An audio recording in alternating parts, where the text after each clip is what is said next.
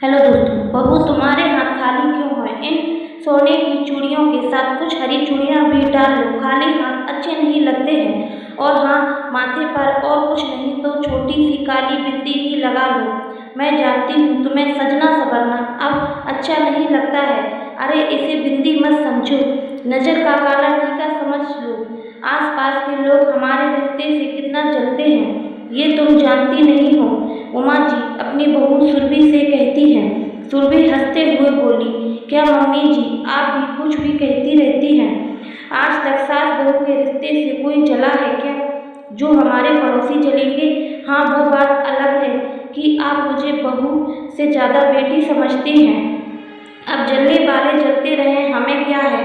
इतना कहकर सुरभि हंसते हुए अपनी सास की बात मानी और हाथों में कुछ चूड़ियां डाली और काली बिंदी लगाकर अपने काम पर चली जाती है। सुरभि को देखकर उमा जी की आंखों में आंसू आ गए थे। तभी उनके पति लखन जी आए और बोले, उमा जो बीत गया उसके लिए आंसू मत बहाओ। ये देखो हमारा भविष्य स्कूल जाने के लिए तैयार है और किसी के लिए नहीं तो इसके लिए मुस्कुराओ। उमा जी अपने पोते विभू के लिए मुस्कुराने लगी। जो विभू बोला, दादी मम्मा कहती हैं जो स्ट्रॉन्ग होते हैं वो रोते नहीं हैं। आप भी मत रोना, आप भी बहुत स्ट्रॉन्ग हो। लखन जी बोली, मैं इसे स्कूल छोड़कर आता हूँ, फिर बैठकर बातें करेंगे। इतना कहकर वो चले गए। सबके जाने के बाद उमा जी घर के छोटे मोटे काम करके बहू की मदद किया करती थी। जब सुरभि के कमरे में उनकी चीज़ों को वो व्यवस्थित कर रही थी, सुरभि की ड्रेसिंग टेबल पर ढेर सारी रंग बिरंगी चूड़ियाँ थी। वहीं उनके बेटे अमन की तस्वीर थी जो कुछ साल पहले एक दुर्घटना में चल बसा था। उमा जी के एक हाथ में नीली चूड़ियाँ और दूसरे हाथ में उनके बेटे की तस्वीर थी। वो पुराने दिनों में खो गई। माँ देखो ना, ये दिन रात हरी पीली चूड़ियाँ पहनती है। इसे समझाओ कि पति के पसंद की नीली नीली चूड़ियाँ पहना करे। अमन उमा जी से कहता है। सुरभि बोली, मम्मी जी ये कहाँ लिखा है कि बस पति के पसंद की ही चूड़ियाँ पहनना है? मुझे हरी पीली चूड़ियाँ अच्छी लगती हैं, मैं तो वही पहनूंगी। आपको पसंद है तो आप खुद पहन लो। उमा जी बोली, शादी को 6 साल हो गए, 2 साल का तो तुम्हारा बच्चा हो गया है, फिर भी तुम दोनों बच्चों की तरह लड़ते हो। ठीक है, उसे हरी पीली चूड़ियाँ पसंद है तो पहनने दो, कल तुम्हारी पसंद की नीली चूड़ियाँ पहन लेगी। सुरभि अमन को चिढ़ाने लगी तो अमन बोला, देख लो माँ, जब मैं नहीं रहूँगा तो इन चूड़ियों को देखकर मुझे याद करोगी। सुरभि ने तुरंत अमन का मुंह बंद किया और बोली, ये कैसी बातें कर रहे हैं? शुभ शुभ बोलिए। ये लीजिए, मैंने उतार दी हरी पीली चूड़ियाँ और पहन ली आपकी पसंद की नीली चूड़ियाँ। भगवान के लिए फिर कभी ऐसा मत कहिएगा। उमा जी आई और अमन के कान पकड़ते हुए बोली, क्यों रे, मेरी बहू को परेशान करता है ऐसी बातें करके? तुम इसका नहीं मेरा भी मन दुखाते हो।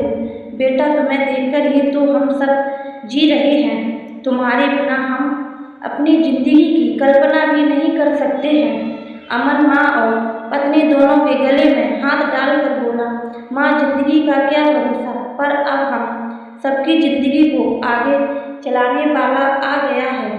अब पकड़ो अपने पोते को, मैं ऑफिस चलता हूँ। इतना कहकर अपनी मोटरसाइकिल स्टार्ट किया और निकल गया। न जाने ईश्वर का जुबान पर बैठ जाते हैं। शाम में दोनों सास बहू मटर छील रही थी और कह रही थी कि आज अमन जब आएगा तो उसे मटर की कचौरी बनाकर खिलाएंगे। तभी उधर से अमन का एक दोस्त भागते हुए आया और एक बुरी खबर लाया जिसे सुनते ही सुरभि बड़ी बेहोश हो गई थी। उमा जी मानो पत्थर की हो जब उसने ये बताया कि अमन का एक्सीडेंट हो गया है और वो अस्पताल में अंतिम सांसें ले रहा है। देखते ही देखते हरा भरा परिवार दुखों में बदल गया। जाते जाते अमन ने अपने पूरे परिवार की जिम्मेदारी सुरभि को सौंपी थी, जिसे सुरभि ने संभालने का वादा किया था।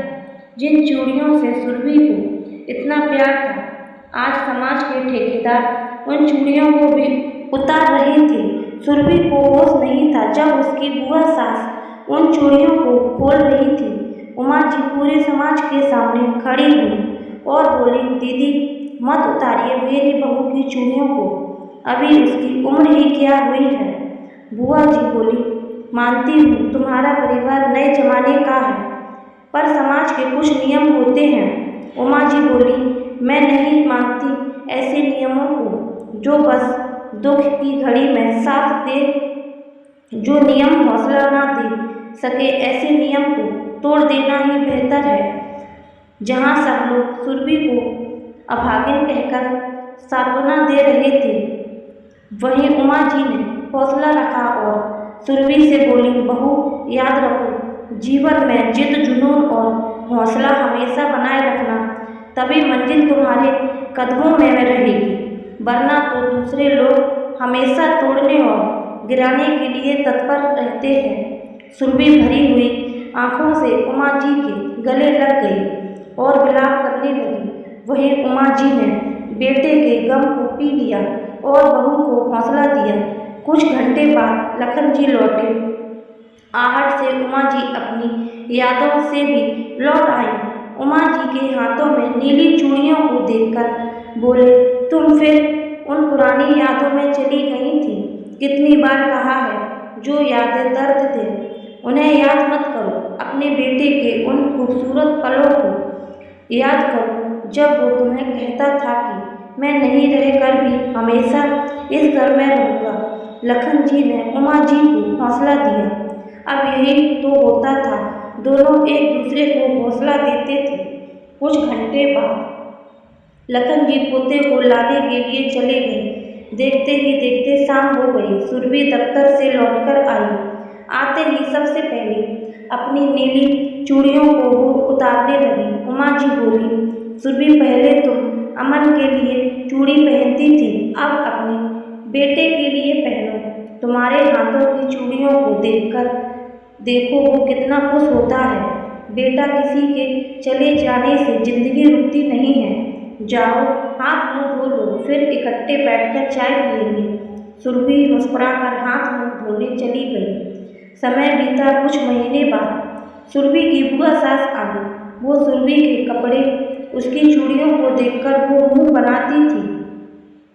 सुरभि उस पर ध्यान नहीं देती और अपना काम करती थी। एक रोज जब वो दफ्तर से आई तो बुआ जी बोली, उमा भाभी, सुरभि को अमन की नौकरी क्या मिल गई, उसके तो रंग ही बदल गए हैं। देखना उसका मन कहीं और न लग जाए और तुम सब उसकी राह देखती रह जाओ। लखन जी बोले, दीदी जब भी आती हो कड़वी बातें ही करती हो, और जो आप कह रही हो वो तो हम कब से चाहते हैं। काश की सुरभि की जिंदगी में फिर से कोई आए और उसके जीवन का हर रंग और हर खुशी लौट आए। इतना कहकर लखन जी दुखी मन से वहाँ से चले गए। बुआ जी उमा जी से बोली, लखन तो समझेगा नहीं, तुम तो समझो। उमा जी हाथ जोड़कर बोली, दीदी बहुत मुश्किलों से जिंदगी पटरी पर आई है। अपनी कड़वी बातों से मन दुखी मत कीजिए, और ऐसा ना हो आपकी बातें सुनकर मेरा दिल आपकी तरफ से कड़वा हो जाए। बस मेरी बहू और मेरे पोते को आशीर्वाद दीजिए। हमने तो जिंदगी जी ली, उसके सामने तो पूरा जीवन पड़ा है। कभी खुद को उसकी जगह रख कर देखिए, तब उसके दर्द का एहसास होगा। इतना कहकर उमा जी चाय पीने लगी। सुरभि दफ्तर से लौटी। लखन जी से बोली, पापा जी ये आपकी और मम्मी जी की पूरे महीने की दवाई है। बिजली का बिल मैंने भर दिया है और इलेक्ट्रीशियन को बोली हूँ ऊपर के बाथरूम में भी गीजर लगा देगा, ताकि बुआ जी को नहाने के लिए नीचे नहीं आना पड़ेगा। और हाँ बुआ जी, आपको कचौड़ी और जलेबी बहुत पसंद है, तो वो भी लेकर आई हूँ। कपड़े बदल कर आती हूँ, फिर सबको देती हूँ। इतना कहते हुए सुरभि कमरे में चली गई। बुआ जी आश्चर्य से सुरभि की तरफ देख रही थी। लखन जी बोले, दीदी देख रही हैं, ये अपने आंसुओं को पीकर हम सबको खुश करने की कोशिश करती है। थोड़ी देर बाद जब सुरभि सबको कचौरी और जलेबी दे रही थी तो बुआ जी ने उसके हाथों को पकड़ा और बोली, बहू तुम्हारे हाथ खाली क्यों हैं? सोने की चूड़ियों के साथ 2 नीली चूड़ियां भी डाल लो। मैं अपने पुराने शब्दों के लिए माफ़ी चाहूँगी, पर तुम्हारे खाली हाथ अच्छे नहीं लगते हैं। बुआ जी की बातों को सुनकर सुरभि की आंखें भर आई।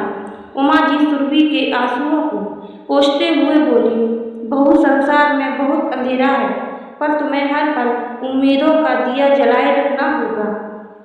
तभी तो तुम्हारे हौसले देखकर मुश्किलें भी अपने आप तुम्हें रास्ता देंगी। सुरभि बोली, जब आप सबका साथ है तो मैं हौसला कैसे हार सकती हूँ? और फिर हम सबके भविष्य को भी तो यही हौसला देना होगा।